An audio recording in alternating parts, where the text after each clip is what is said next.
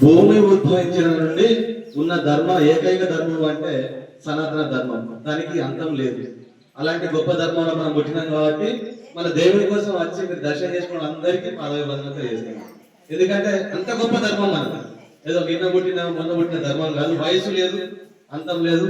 వయసు చెప్దామన్నా కానీ ఒక మనిషి పుట్టలేదు. అలాంటి గొప్ప ధర్మంలో పుట్టినాం మనం. ఆ ధర్మాన్ని కాపాడుకోవాల్సిన అవసరము మనకు ఎంతైనా ఉండదు.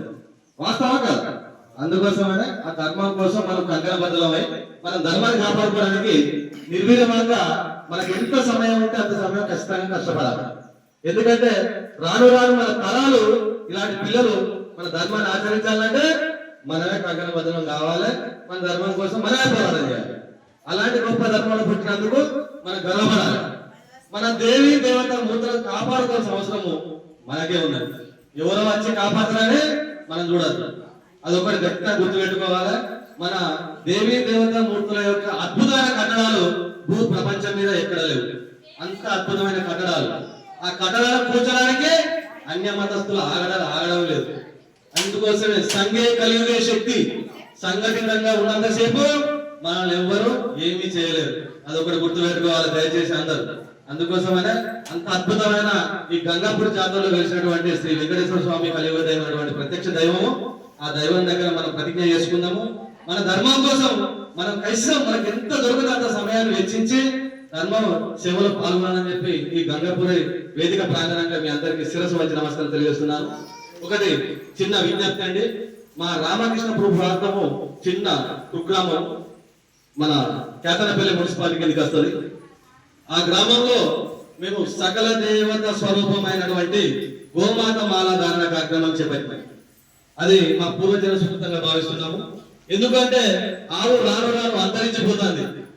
సర్వదేవతలు ఆమెలో నింపుకొని ఆమె రోడ్డు మీద ఆకలి వేటలో ఇంటికి గడప గడపకి వస్తున్నది.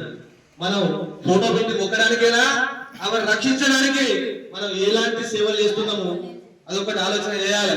ప్రతి ఒక్కరు యమలనగర్ పోయి మనం వేమల రాజన దగ్గర కోలేరు కట్టినంత మాత్రాన కాదు, ఆ కోలేరు కాపాడబడాలంటే దాన్ని రక్షించాలి. మన రేపు పొద్దుగాల పిల్లలకు ఫోన్లో చూపెట్టే పరిస్థితి వస్తుంది. ఆవు ఇట్లుంటది, ఆవు లోపల సకల దేవతలు ఉన్నారు అని చెప్పి చూపెట్టవలసిన పరిస్థితి వస్తుంది. అది రాకుండా ఉండాలంటే ఆవును కాపాడాలి, గోమాలలు వేయాలి. ప్రతి ఒక్క హిందువై పుట్టిన వాళ్ళు గోమాల ధారణ చెయ్యాలి, గోవును రక్షించాలి. అప్పుడే గోవు రక్షించబడుతుంది. అదొకటి ఆలోచన చేయాలి. సర్వదేవతలు కొలువై ఉన్న దేహము భూప్రపంచంలో ఉన్నది అంటే ఇంకొకటి లేదు. ఆ సకల దేవత స్వరూపమైనటువంటి గోవును రక్షించాలంటే గోమాల ధారణ చెయ్యాలి, గోవు పూజలు చేయాలి, గోవుకు దానం పెట్టాలి, గోవును రక్షించాలి. ఇదొకటి ఈ వేదిక పైన మీకు ఎందుకు చెప్తున్నానంటే ఆ గోమాల అనేది మేము ఆచరిస్తున్నాము, అందరితో ఏపిస్తున్నాము, అందరికి మంచి జరుగుతున్నది. మనం హనుమాన్ మాల వేస్తున్నాము, చాలా మంది వేస్తున్నారు, అయ్యప్ప మాల వేస్తున్నారు, భవానీ మాల వేస్తున్నారు. ప్రతి ఒక్క దేవి దేవత మూర్తులు మనం వేగొట్టి మాల వేస్తున్నాం. ఒక్కటి గమనించండి, మన కులాల వారు ఎట్లా విడిపోతున్నామో మన దేవతలను చూస్తే అదే విధంగా విడగొట్టి మాల వేస్తున్నాం. వాస్తవంగా చెప్పండి. అదే ఒకటేసారి భూమండలానికి మాల వేసే గొప్ప మాల ఉన్నదంటే గోమాత మాల ఒకటే ఉన్నదా, ఇంకోటి లేదు. ఏ దేవుడు శాంతించాడు? గోమాత మాల వేస్తే ప్రతి ఒక్క సర్వదేవతలు శాంతి చేకూరుతాయి. నేను ఈ దేవుడికి వేయలేదని చెప్పి ఏ దేవుడు బాగుపడాడు? అయ్యప్పకి వేసిన 30 ఏళ్ళు అవుతుంది, నేను గురుస్వామిని. ఆంజనేయుడికి వేసిన 50 ఏళ్ళు అవుతుంది, నేను గురుస్వామిని. మరి ఒక అయ్యప్ప తృప్తి పడితే అయిపోయిందా? ఒక హనుమంతుడు తృప్తి పడితే అయిపోయిందా? ఒక భవాని తృప్తి పడితే అయిపోయిందా? సర్వదేవతలు తృప్తి పడే ఉన్నది గొప్ప మాల ఉన్నదంటే ఒక గోమాత మాలే. అది అలనాడు పూర్వకాలంలో శ్రీకృష్ణ పరమాత్ముడు ఆచరించినటువంటి భూమండలం మీద మొదటిసారిగా ఆచరించినటువంటి మాల గోమాత మాల.